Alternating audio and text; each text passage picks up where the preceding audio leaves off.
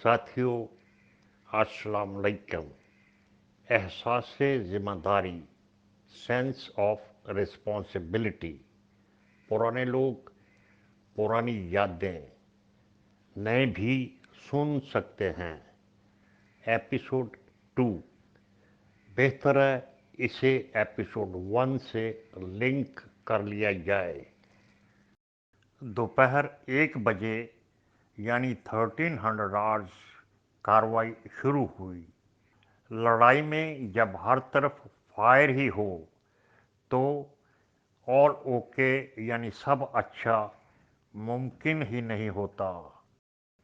इसलिए तमाम तर नुकसानात के बावजूद अगर मिशन कामयाब हो जाए तो इसे ऑल ओके ही समझा जाता है। अंग्रेजी में कहते हैं in war everything that can possibly go wrong will go wrong. जंग में जो चीज़ मुमकिन तौर पे गलत हो सकती है वो ज़रूर गलत होगी। मकसद ये कि अनहोनी के लिए हम वक्त तैयार रहिए। सर्दियों के छोटे दिन थे। हमारे पास इस काम को मुकम्मल करने के लिए डे लाइट यानी सूरज की रोशनी के 4 से 5 घंटे। हालात को देखते हुए वक्त हमारे पास ना कम ना ज़्यादा, जस्ट एडिक्वेट, तकरीबन मुनासिब। फायरिंग के शोर के बावजूद अपनी तयशुदा तकनीक के मुताबिक हम छोटे छोटे हॉप्स में ऊपर और आगे की तरफ बढ़ रहे थे। ग्रुप के बेशतर अफराद मेरी और मेरे नंबर 2 हवलदार MZ की नज़र में थे। वक्तन फ़वक्तन बावाज़ बुलंद उनको हदायत भी देते, पत्थर के पीछे कवर लो, फायर करो, इधर आओ, उधर जाओ, वगैरह वगैरह। जवाब भी उसी जज्बे से आता। मेरे छोटे कमांड ग्रुप में जो 4 अफराद थे, कदरे एक दूसरे के नज़दीक थे। हर एक के पास SMG यानी सब मशीन गन और एमुनेशन के 100 से ज़ायद राउंड पर हेड।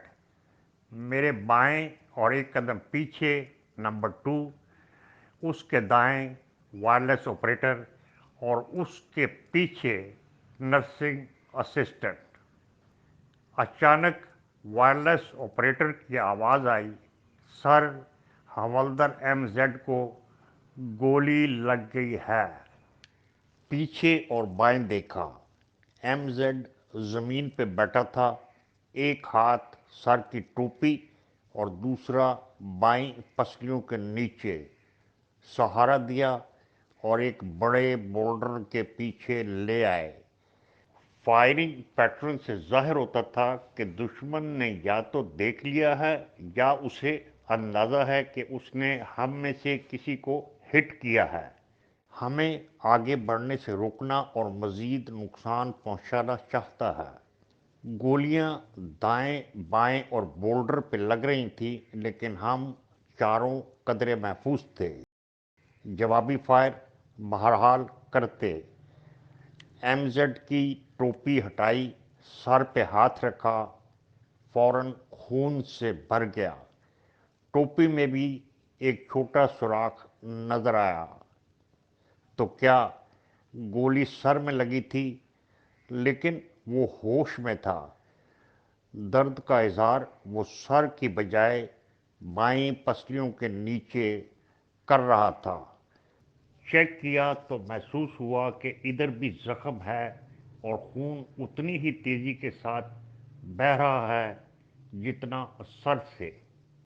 नर्सिंग ने इंतहाई चाबकदस्ती के साथ सर पे पट्टी की। पसलियों के नीचे ड्रेसिंग करने में दुश्वारी पेश आ रही थी। वजह स्मोक टेंशन और उसकी जेबों में भरा हुआ مختلف قسم کا ساز و سامان، اسموک ڈینشن کو اوپر کھینچا، زخم کی جگہ کلیئر کی اور پٹی کی کوشش۔ ایم زیڈ مدھم آواز میں کچھ کہہ رہا تھا جو شور کی وجہ سے مجھے صحیح سنائی نہیں پڑ رہا تھا۔ کان اس کے قریب لے گیا۔ ہمت کر کے اس نے آواز بلند کی اور کہا، سر، ایک ضروری بات کرنی ہے۔ کیا بات ایم زیڈ؟ کر لیں گے۔ تو اس نے پھر وہی الفاظ دہرائے، بتائیے کیا ضروری بات؟ سر، میں نے اپنا ایمونیشن اور ہتھیار نرسنگ کو دے دیا ہے۔ بائنوکولرز میرے گلے میں لٹکی ہیں، کمپاس میرے اوپر والی بائیں اور پریڈ اسٹیٹ میری دائیں پاکٹ میں ہے۔ Bib case, service protractor, diary اور کھانے پینے کی کچھ اشیاء نیچے والی بڑی پاکٹوں میں، چند خطوط اندر والی جیب میں۔ اس طرح اس نے مزید کچھ آئٹمز کے نام لیے۔ سر، یہ ضروری چیزیں ہیں، نکال لیجئے، مشن کے دوران کام آئیں گی، اور اگر گم ہو گئی تو انکوائری ہوگی اور آپ کو پریشانی۔ پھر خود ایفرٹ کرتے ہوئے پاکٹس کے بٹن کھول کر ان چیزوں کو نکالنے کی کوشش کی۔ ہم نے روک دیا۔ مشن کی کامیابی کا مجھے ضرور بتائیے، وہ مدھم آواز میں بولا۔ فورس کے وہ ارکان جو نسبتاً نزدیک تھے انہوں نے مدد کے لیے آنا چاہا۔ میں نے سختی سے روکا کیونکہ اکٹھے ہونے میں نقصان کا واضح اندیشہ تھا۔ بیس کو اطلاع کی اور ایویکویشن کے لیے کہا۔ 3 بج گئے، آدھا کام مکمل، آدھا وقت بقایا۔ ایم زیڈ کے پاس مزید رکنا ممکن نہ تھا۔ نرسنگ کو پاس چھوڑا، تھپکی دی، پیار کیا، اجازت چاہی۔ وہ اب بھی نحیف آواز میں کچھ کہہ رہا تھا۔ میں نے نرسنگ سے پوچھا۔ اس نے بتایا، ایم زیڈ انہی باتوں کی تاکید کر رہا ہے۔ خدا حافظ کہتے ہوئے میں اور وائرلیس آپریٹر آگے نکل گئے۔ فائرنگ کا شور، آوازیں، پہاڑی، چڑھائی، دشمن، سب کچھ وہی، لیکن حصول مقصد ممکن اور قریب نظر آ رہا تھا۔ بائنوکولرز کے ذریعے کئی مرتبہ ایم زیڈ کی ایویکویشن کا جائزہ لیا۔ وائرلیس پہ مجھے اطلاع دی گئی کہ ایک پارٹی اس کام کے لیے روانہ ہو چکی ہے۔ اندھیرا ہونے سے تھوڑی دیر پہلے ہیلی کاپٹر کی آواز سنی اور اسے بیس میں اترتے دیکھا۔ مقصد کیجولٹی ایویکویشن۔ ایم زیڈ زخمی ہونے کے 3 گھنٹے بعد بھی نہ صرف زندہ بلکہ ہوش میں تھا۔ ایویکویٹ ہو گیا۔ آج بھی جب سوچتا ہوں تو اس کی جواں مردی کی داد دیتا ہوں۔ موت کے انتہائی قریب ہونے کے باوجود اس نے احساس ذمہ داری کا بھرپور مظاہرہ کیا۔ ہاسپٹل پہنچنے کے بعد کئی گھنٹے زندہ رہا۔ آخری وقت میں جو لوگ اس کے نزدیک تھے بتاتے ہیں کہ وہ مرتے دم تک اپنے ساتھیوں اور مشن کے بارے میں ہی پوچھتا رہا۔ حیران تھا کہ سر اور پسلیوں میں گولیاں لگنے کے باوجود ایم زیڈ اتنا عرصہ نہ صرف زندہ بلکہ ہوش میں بھی رہا۔ ایسے کیسز کا پوسٹ مارٹم نہیں ہوتا۔ میڈیکل اتھارٹیز سے ڈسکس کیا۔ ان کا خیال تھا کہ گولی سر میں لگی، اسکل کو ڈیمیج کیا، رک گئی، دماغ میں نہ جا سکی۔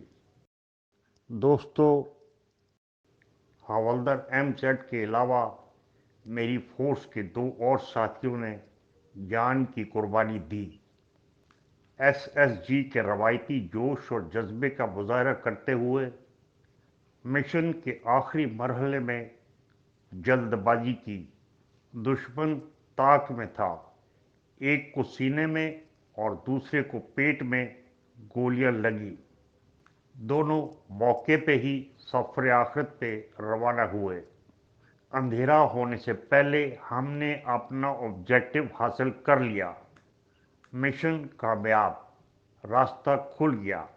बटालियन अब उसे इस्तेमाल कर सकती थी। कमांडिंग ऑफिसर ने शाबाश दी। दुश्मन के साथ क्या हुआ वही जो होता है। जब वापस आए तो एमजेड के घर ताज़ियत के लिए गए। उसके ख़ानदान वाले भी उतने ही हौसलामंद नजर आए जितना कि हवलदार एमजेड खुद था। एक्शन की मज़ीद डिटेल में नहीं जाऊंगा, जिस पॉइंट को हाईलाइट करना था कर दिया। वो था हवलदार एमजेड का एहसास ज़िम्मेदारी। ये और इस तरह के दूसरे कई वाक़यात सरमाया हयात हैं। उनमें से एक आपके साथ शेयर किया है।